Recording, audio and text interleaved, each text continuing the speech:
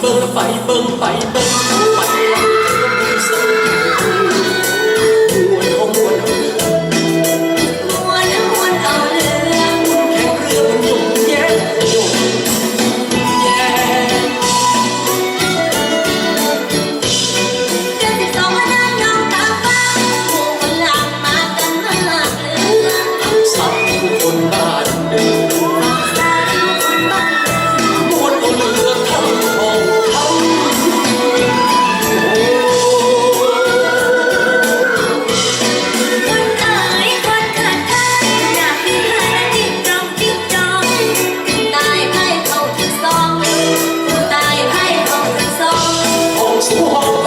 ซอย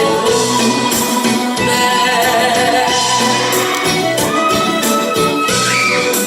งานประเพณีแก้วต้องพร้อมกันแล้วพ่อแม่งานรถเรารถแข่งเรือเมื่อต้องแข่งเรืออย่างนี้